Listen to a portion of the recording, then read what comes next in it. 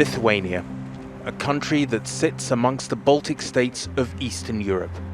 Trapped between the Russian enclave of Kaliningrad in the west and hostile Belarus to the east, its geography and history means it's forced into high alert as current world events unfold.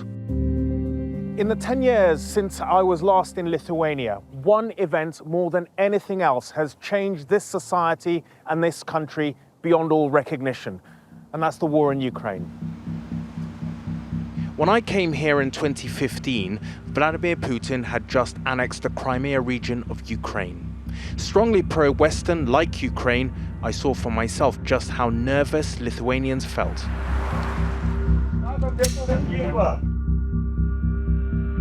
Back then, I visited the Riflemen's Union, a volunteer home guard from all walks of life, businessmen, farmers, and even politicians, all training to defend against a possible Russian invasion. Nearly 10 years on, and it's not just the riflemen who are volunteering against Russia. This group gathered in a Vilnius underpass called themselves the Spiders of Vilnius, weaving camouflage nets to be sent to the front lines in Ukraine. When I came 10 years ago, the rifleman unit was only just beginning. Has it expanded in the 10 years? It has. Initially it was small, but when the war started, there was a huge boom of people just wanting to not only to become riflemen, but to join in any kind of effort. Jonas knows they're all being trained up for the worst case scenario. It's a major war that's happening in center of Europe almost, and in a country which has a very deep history in Europe itself. So it's not far away, it's very close to home. A few hours' drive outside of Vilnius, I wanted to meet Lithuanians who are on the front lines in a different way. The Petrukaitite family have been helping Ukrainians settle in Lithuania since the war started in 2022.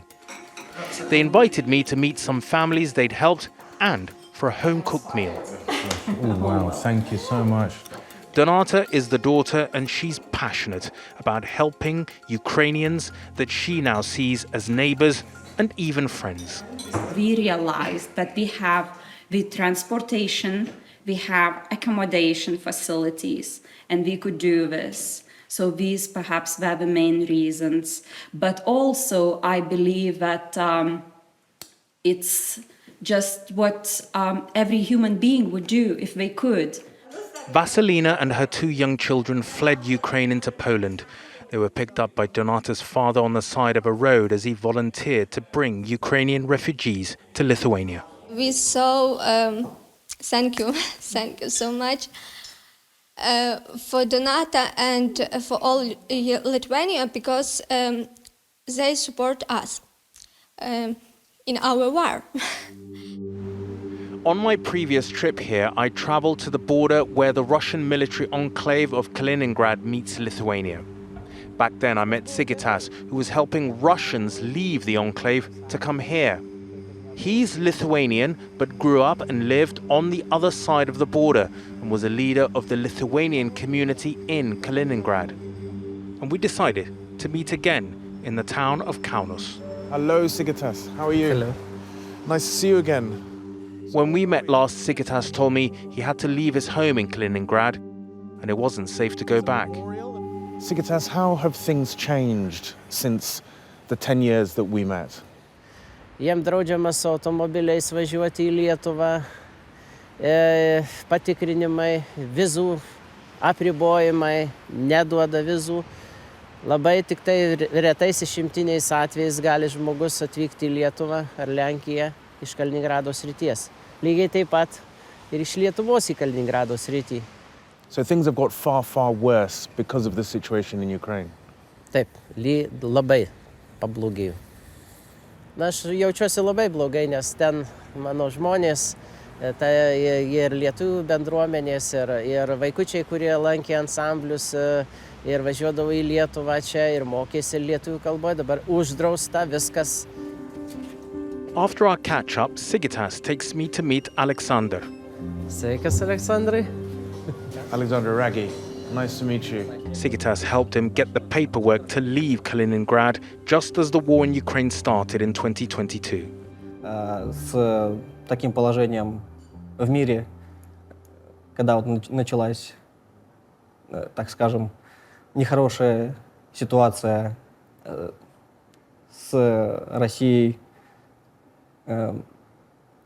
и так получилось, что я боялся, что закроются все границы, и я не смогу никуда уехать из России в Европу, например, куда я так давно хотел попасть. И думал, что у меня мало времени.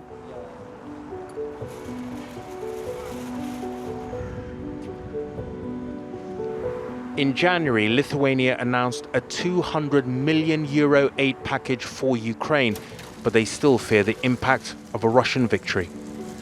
Hi, Jonas. Hi. I'm Rageh. Jonas, Thank you very much. thanks Nice for to see coming. you. Thank Our you. pleasure.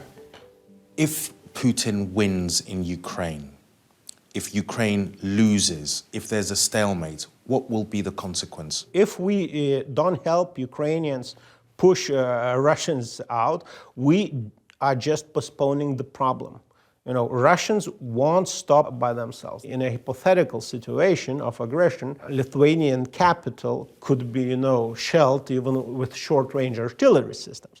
So we feel like West Berlin during Cold War. Yes, surrounded even from Russia in our west, in Kaliningrad region, and Belarus, 600 kilometers, Belarus border on the east. So we are really at the very, very front, and we feel this frozen wind. One thing that has changed is a potential reform in military conscription to include current university students who were previously exempt from the call-up until after their studies. Būtent ten aš studijuoju nacionalinį saugumą ir gynybą ir taip pat mokausi būti būrio vadu. Martina is a student and she's already in the army. She signed up before the 2022 invasion of Ukraine, but the conflict has only spurred her on. Mano tikslai ir motyvacija dar labiau sustiprėjo, nes aš siekiu vieno, kad mano šalis būtų saugi, kad mes visi galėtumėm ją ginti atėjus X dienai.